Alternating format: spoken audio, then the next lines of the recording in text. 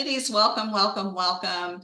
I'm Kim Bomberger. This is Women on the Rise, and here is where we talk with inspiring, empowered women who are dreaming new dreams and they're creating legacies and they're building empires. And today I have an amazing legacy leading, empire building woman as a guest on our show today, Sabrina Kuravilla is an estate planning and probate attorney. And some of you might remember that she graciously hosted our 50 over 50 portrait exhibition, where we showcased 50 amazing women who were over 50. She hosted that at her beautiful law offices at Three Oaks Law, and we are so grateful for that, Sabrina. Sabrina has a long legacy in Jacksonville. Her family has the longest, oldest pizzeria in town, Joseph's Pizza, where she is the co-owner now, in addition to her law practice. So, Sabrina, welcome, welcome. Thank you for being here. Hi, good morning, Kim. Thank you so much for inviting me.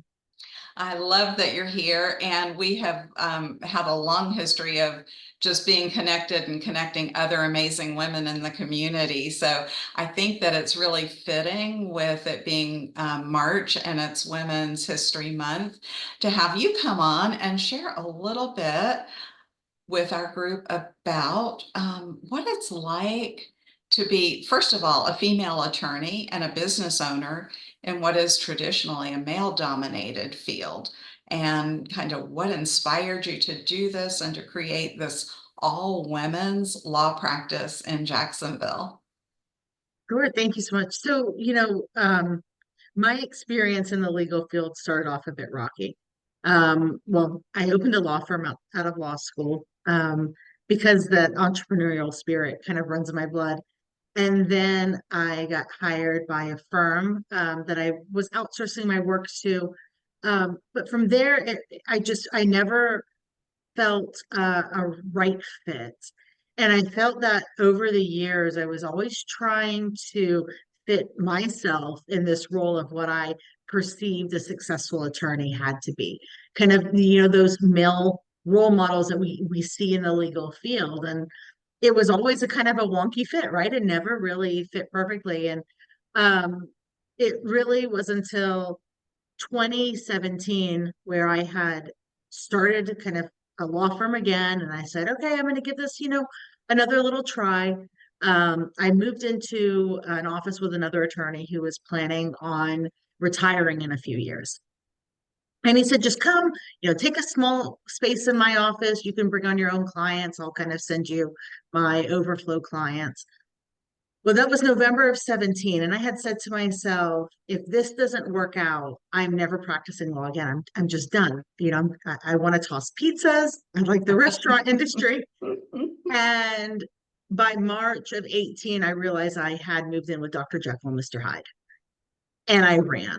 And of course, at that point, I said, I was upset. I had said that this was my last try to try to make this career work for me and my personality. Um, about 2 weeks from there, in a female attorney Facebook group, I had heard of a business coach named David Nagel. I'd never heard of him before, and I started looking into him and listening to his podcast. Within 2 weeks from there, I changed my entire mindset around. I signed the lease here in this building, and so we signed April 25th of 18.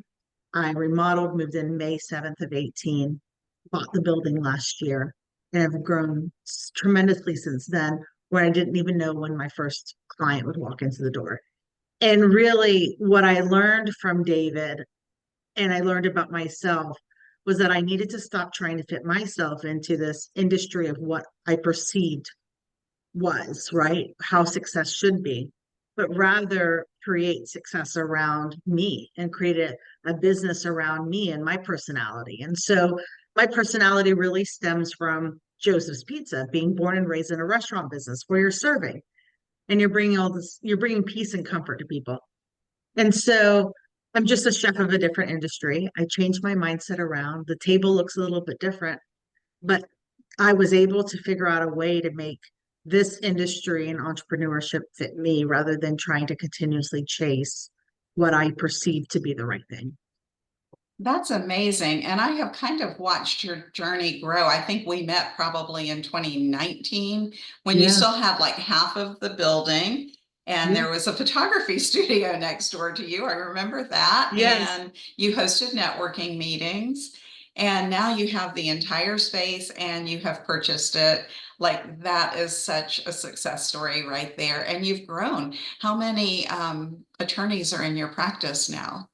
So I have two attorneys in my practice and a number of support staff. That's amazing. And you Thank you. guys, you are just such a lovely team and so supportive to each other. You have created this environment that just for women to be able to thrive, and that is just so unheard of, really. Yeah, I mean that environment was so important to me. So it really developed from, my experience over time in the legal field. So after getting married in 2010, I moved to South Florida. And in South Florida, I was doing work, doing closings and such, and title work for firms. And I worked at this one firm. I shared a space with another attorney, an office space, inside of a larger firm. And, we had a great relationship. We had a manager, though, a female manager of all things, walked into our office one day and she was telling the other attorney, she said, "Oh, you're doing a really great job about, this, that, and the other." And I just kind of turned to her tongue in cheek and said, "And what about me?" And she looked at me and said, "You're just a washed out mom." What? Yes. And so these are the things that really led me to create a firm, a business, right? In an environment where we're moms and, we're wives and we're women. And with that comes so many other responsibilities, but we have to be understanding, right? Because at the end of the day, there's really no work-life balance. It's all life, right? And if it's I love all life that. and we're all living life, then work has to be a great integral part about it. Nobody should be miserable and nobody should be put down. And so here at Three Oaks Law, what I'm doing is I'm creating a law firm I would have stayed at had I found, right? Yeah, I want happy attorneys and I want happy right. support staff. And so it was those types of experiences that led me to look at this and go, we can do this a little different. That is so amazing because really, and you're so right, we can't compartmentalize ourselves. We can't just, if we divided ourselves up into those little pieces, then the tiny little piece that we brought to the office would not bring much value. But I think that when we can bring all of who we are into every experience, everybody is going to benefit from that. So I love Absolutely, that you've because created that. thank you. I mean, it truly is our experience in its totality, a holistic experience of who we are that allows us here at the firm to serve our clients, to understand, to, be empathetic, or to even see their needs before they've even shared them, right? Right. So, And to that point, I think that as intimidating as it is to go into a male-dominated field as an attorney, I feel like as a woman, it's a little intimidating to go into that space, right? If you have to go yeah, deal with the legal things and all of that. And so, um, how do you how do you support the women who come to you and need the help because it's so scary when you have to think about these things. with regards to estate planning, Yeah, how do I yeah. support client? Absolutely. So, realistically, when someone comes to us, I mean, we're asking them about things that they didn't imagine that we would ask them about in a law firm, Hmm. right? An estate plan. What are your family dynamics like? Okay, so you have two children. Do they get along? Right. And they kind of look at me going, what does it matter? And it does, because what we're doing is we're not just sharing information, we're not just creating legal plans, but we're ensuring a smooth transition when things are not so great, right? When Right. there's been a tragedy. So you don't want to create a plan, and it can easily be done, right? Where, okay, you have two children, fine, they'll inherit everything. Now they can figure out and split it. But then when you tell me, well, my kids don't really get along. Well, now I'm going to adjust the plan for that, right? So there are so many things that we go into here that are just beyond, assets and the structure of the plan. It's really getting to know our clients. And as we get to know our clients and develop that relationship, I think the plan gets better, right? And then on top of it, I ask my clients to write personal letters as well on their estate plan. So, let's say you chose to give one child, 20% and the other 80%, or, your wedding ring to one child and not the other, or just how you feel in general. While those, handwritten letters are not legally binding, right? But it still provides that peace and comfort, hopefully, after someone's passing about, a little bit more understanding as to why things were done. I love that. That's the whole empathy advantage. Really, I think that you have over going to a male dominated that's just, we're just looking at the figures, and not even male. I guess some females can be that way too. But when you go to a practice that is just like it's all cut and dry, these are the figures, it's like, okay, well, I checked that off of my list, but you really make people feel seen and heard and understood, and Absolutely. you're on their side. Absolutely. Certainly. And it takes that transactional aspect out of it. Yeah, absolutely. I love that. So I kind of skipped ahead. I want to come back for a minute about, I know that family is so important to you, and you've had this family restaurant in your family. And recently you ended up becoming a co-owner of that. Can you tell us a little bit about what that's been like to transition and now Sure. dividing your time and your responsibilities, and you're a mama and all of the things? So how's that looking for you? It's been nothing but exciting. So I've always been a part of the restaurants. Growing up from bussing tables as an 8-year old, all the way through college, working and so on and so forth. Um, but really, after my mom passed away and my two sisters and I all became co-owners, I really looked at it from a different angle, and it is, how can my family's legacy go on into, the years to come? I mean, it's very rare to find a restaurant that's been around for 5 years, much less 68 years. Mm. And so a lot of what I'm doing in stepping into the business is operations. It's looking at this business and going, okay, well, you're a small mom and pop that has done well and has changed over the years, but how can we now take more of a drastic change from the sense of bringing operations to this time with the challenges of today? Labor costs are very high. Food costs continue to go up. Jacksonville's become a foodie town. So, we're not the only player in the game anymore, in that sense. And so I very much want Joseph's Pizza to become or to remain relevant in this time. And so that's kind of, how I've stepped in. And then I tossed an occasional pizza. You just have to get your hands in the dough every now and then, Always. right? Oh, I can imagine. And so, well, I really can't. I can't, because just really the spaces are so different, right? You're like, at the law firm, it's all very, it's more linear. And at the pizza place, it's more creative, I guess. So you're really merging Very these two dynamic. passions together. You really are.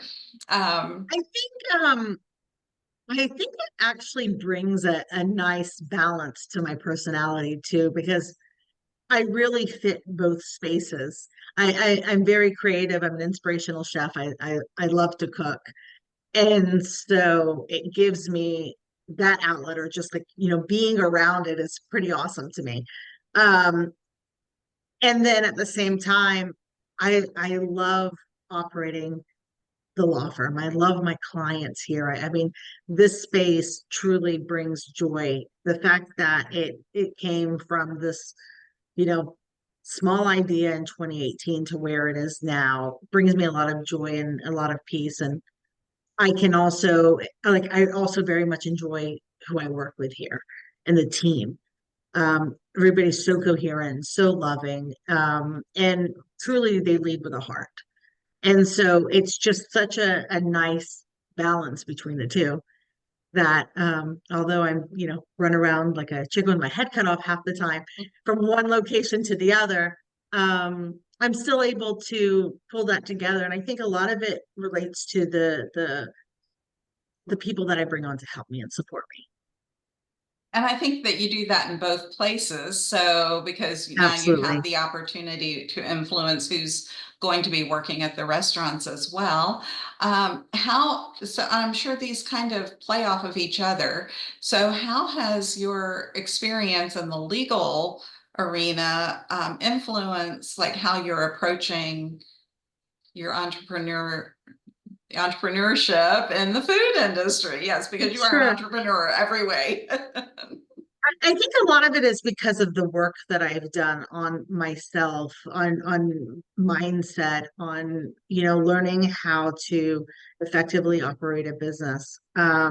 So I starting a law firm from scratch, it was a bit easier from the sense that I was just able to implement as I learned, right?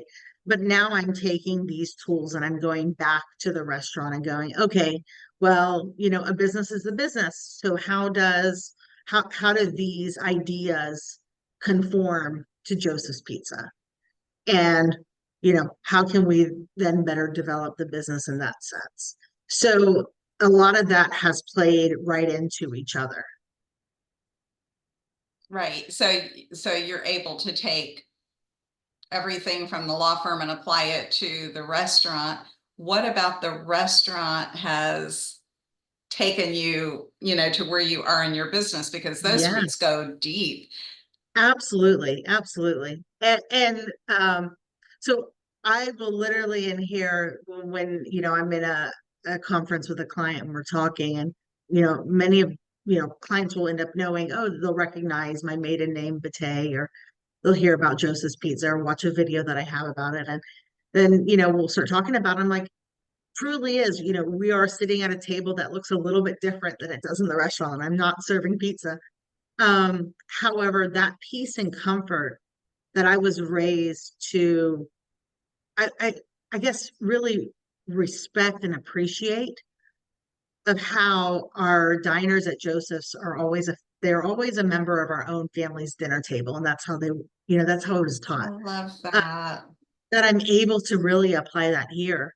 And that's truly how the brand has grown and come together. And that's the ethos and how we operate here. And that started with the concept and the idea of, we're going to bring this peace and comfort and we're truly going to serve, right? A heart of service. Um, that started with Joseph's, came to here, and then as I bring on my support staff and grow this team here, everyone really adopts or has adopted that mindset and mentality. That's beautiful. I love it. Well, let's take off our pizza hat for a minute and let's talk about the probate process and what it is that individuals should be aware of when they're planning their Sure, estate, how you help them with that. absolutely.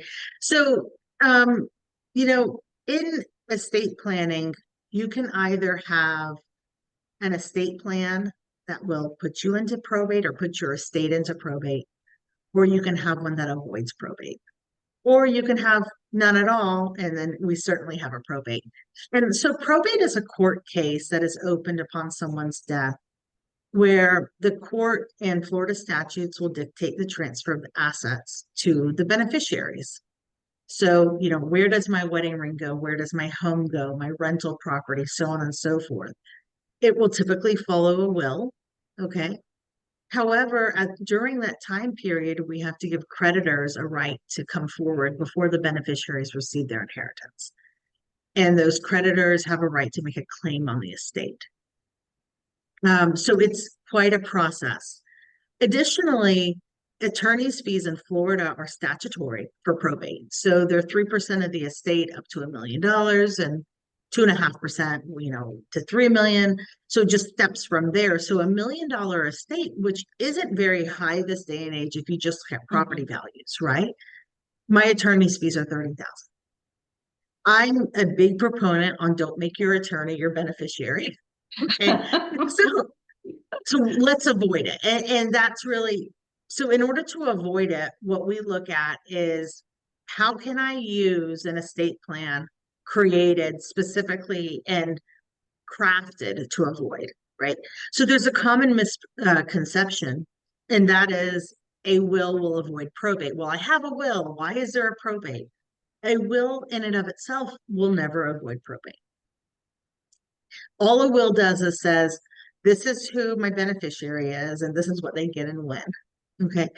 Um, in order to avoid probate with a will, we have to do some extra tweaking on the outside. And that's really where the crafting comes in, and kind of also why DIY wills just don't work, right? Because it takes this concept, this very holistic plan that's needed, to a very transactional, linear, sign here, date here, name the person here that should receive, right? And then chaos ensues upon death, right? So so essentially we either have to do a will with that extra tweaking, or we have to use a trust to avoid probate. And I like to think about a trust like a bowl. So if we have a bowl and we take various assets and we put it into this bowl, we still control the assets during our lifetime. However, upon death, this bowl doesn't die. So what happens is that assets go directly from the bowl to our beneficiaries, and we're able to avoid the court system and avoid that probate process. Wow. So many people think, well, I'm not wealthy. I don't need a trust, or I'm not, elderly, or I'm not very sick. Like, how does this fit in? And truly, a trust plan may work and may be necessary for someone with 50,000, just like it is with someone with 5 million. And it's those other things that we ask about that will lead us to go, okay, let's do a will-based plan with some tweaking, or let's do a trust. And one of those main things is family dynamics, going back to the I Right. have 2 children and they don't get along. Okay. If they don't get along, I'm not doing a will-based plan with tweaking, right? Because those two children are going to have to figure out how to split assets then, right? I would rather create a trust, give them the entire direction as to what I want in there, which has to be followed legally, right? And save the trouble on the back end. That's so true. And I have seen over my lifetime that when somebody passes, that it brings out the best and the worst in families. And what Absolutely. kind of do you have anything that you could share about like what happens when somebody, like your worst case scenario, if somebody passes and there is no plan in place? Sure. This one was actually a DIY plan. So a few years back, we had a case where friends were the beneficiaries, okay, in a DIY estate plan. And so, first of all, it came to us, person passed away, and the will was not signed properly.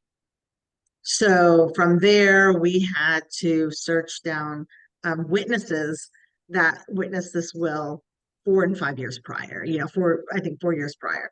So we had to go on a hunt. We were able to accomplish that. But then what ensued was 4 friends who inherited a home. Very nice, wonderful gift, right? And then they began fighting over contents. So what went from a fairly straightforward, we could have just gotten this done situation, was really the will was not clear enough. And so it went contested. We had other attorneys on the other hand, and we're fighting over now sofas and TVs and Mm. simple artwork. So, I mean, things can go awry, or consider, you know, a a plan done where, you know, wife inherits a home, or woman inherits a home, and then so okay, married, we've got a married couple, all right. The paternal grandparents' home goes to them. Husband passes away, wife remarries, and now the family home is following her bloodline and her new marriage, right? So in that situation, we would use a trust where we put the family home into a trust, and we're saying, okay, if this person passes away, it goes here and goes here. We're dictating how it goes down the family line. It's a really easy way to lose family property to another family. Wow. I wouldn't have thought of that. Yeah. Yeah. I bet a lot of people don't. So I'm going to check to see here because I was not still seeing anything in this group, and I want to be sure if there are any questions being asked that we can answer them. There we are again. Okay, I do see. Oh, we've got some comments. Okay, here we go. All righty. So good morning, ladies. I see Monique and Dawn and Angela and Mickey. Mickey wants to know, but I think Monique answered her, the Joseph's Pizza by the zoo. And she said, yes, you have that one. And Atlantic Beach, and Mickey says she can drink your ranch. You and I both make it. So that's awesome. Do we have any more questions that we can ask Sabrina while she's here? I'll give that a minute. And while I'm waiting, I know that you've been doing some special like lunch and learns, right? We Tell us have been. about what you're doing with that. Are you still doing them occasionally? Yeah, so we're doing actually about two seminars a month.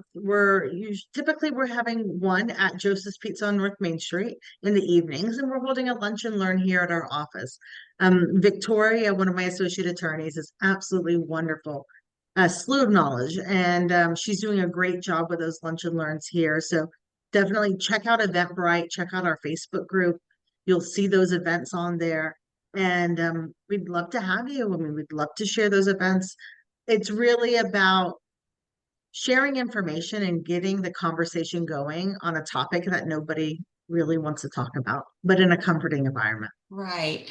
Monique, if you're still watching and you can drop the link for that Eventbrite in here, either now or we can do it later just to make sure that the ladies in this group can find you and find out when those next ones are coming up, because it would be a great way to not only get informed about everything that you wanted to know, things you didn't even know you needed to know about probate and estate planning, and also to get to go by and experience Joseph's Pizza. Absolutely. So, okay, well, is there anything else that you would add to this discussion, Sabrina? No, I mean, I think we've covered quite a bit. We did. Um, we so we offer complimentary consultations here at Three Oaks Law. So, what I'm really urging people to do is come in, schedule a consultation, sit with me or one of my associate attorneys, and just be open to learning. You never know, what you'll find out and really how you can achieve peace of mind. Awesome. And then somebody just asked, at what age should we start estate planning and how often do you update? That is a Great fabulous question. question. Yes. 18. Really? Yes. So this is super important. Once we have a young adult in the family, all right, we have to get them in to an estate planning attorney to create a power of attorney and a healthcare surrogate document. Okay. So what a healthcare surrogate says is this is who makes my healthcare decisions for me if I can't make my own. What the power of attorney says is in the event I need someone to handle a financial matter, this is who steps in my shoes to handle the financial. So, take the instance of a young 18-year-old, 19-year-old who, unfortunately gets into a car accident. Now we're dealing with physicians that don't know us, right? And we have decisions to be made. Legally, they do not have to listen to the parents. Wow. Okay. While they may, right? And that would be the great thing to do. But what if the parents are on a different page? Now we really have a legal, a very important issue that not only affects someone's legal rights, but also their health and their family. So what I want is all young people to come in and just do those two documents. It's very rare that I talk about a will with a young individual, um, because they can just put their parents on their bank account as a Right. beneficiary, right? We're going to avoid probate. But, coming in and doing those documents can save a lot of heartache. A lot of this is let's retain the control with the ones that you love and the ones that know you versus the court system and physicians that don't know us, where we end up just being a number two. That's was an incredible question. I would have never thought of that. And yet I know people who that has happened to, Yeah. and yeah, and have gone through that experience. So it's, I wouldn't have thought to send an 18-year-old to go do that, but I'm going to talk to my granddaughters now. I will be talking to all of them because I've got three who are over 18 right now. So Yeah. all right. Wow. That's amazing. Okay. Any other questions, comments? I'm looking. Thank you, Monique, for dropping in that Eventbrite link so that people know how to sign up for a lunch and learn. And you guys feel free to post those in this group anytime that you've got a next one Thank coming you. up, because I know that this is something that, I feel like we are all of an age where this would be important for us to know for sure if we haven't already done it. But I never thought about people younger needing that. So thank you for Absolutely. sharing that. That's a Absolutely. great tip. And let me add one more thing that comes up often for women, that I meet with. If there's a divorce, please check your accounts to make sure that you've changed the beneficiary. Okay. Because you could come and you could change your will, right? But if your beneficiary is still your ex-husband on your bank account or on your Oh, retirement accounts, that's going to trump the will. Okay. wow. So it's super important. It's super important. There's a short, funny story about, that I heard, not funny, not so funny, where, two people got divorced and there was an IRA. And so the man was not taking his minimum distributions out of his IRA. He subsequently died. His wife, his new wife, got the tax bill, and his ex-wife got the IRA. See your eyes, Kim. Oh, yeah, that. So whoever asked, I think it was Mickey, about how often to update. Major life changes. And so we are flat fee for estate planning. Okay. What that means is we're going to charge you for the plan, and it's an investment. It's not inexpensive, but we're not the most expensive in Jacksonville. We're not the least. We fall somewhere in the middle. Okay. However, if you have a question years down the road, 6 months down the road, whatever that may look like, you call and you ask, "Hey, Sabrina, this has changed in my life. Do I need to update?" And I think that again, it goes all the way back to where we started about the fact that you have created this nurturing, supportive place. And are most of your clients women that come in, or you have heads of households or married couples, I guess, Yeah, as we well? we have we have a very nice mixture. Yeah. But I think, again, for women especially, it can be very intimidating. So to know that you have this Absolutely. beautiful, supportive, caring environment of people who are real people. You've got a real mom who wears like two business hats and, has a legacy in the community that will be on your side when you need help, and make sure to get the help before you need it, right? That's right. All right, so we have the lunch and learn is up there, and then um, where else, I guess people can find you at your law office? We can post your website link up here, I guess. And that way, if people want to reach out directly, we'll get that Absolutely. contact Absolutely. information in. And And you don't then, have to go downtown to visit yeah, us. We're right off of Hodges and JTB. We've right. It's such a made it great easy. location right off of the edge of JTB there. So, and just beautiful offices. And again, thank you for hosting um, our exhibition. That was a Well, it was a beautiful time pleasure. that we got to spend in your office. And um, yeah, and I'm just excited that we have this resource in the community to offer, to our ladies and anyone who needs you, and everybody needs you. So, okay, and Monique is dropping all of those links in. Thank you. Monique is what is her role now? I mean, she's My right everything. hand. She, She's Sabrina's she's right our hand. office manager. She's been here at the firm for a few years now, and she just she's the engine that runs the firm. And Yeah. she does such a great job at it. And She just truly another does. I don't delightful know. human being. So thank you so Absolutely. much for being here, Absolutely. Monique, and helping us out with these links. So I think everybody needs a Monique in their lives. Yes, for sure.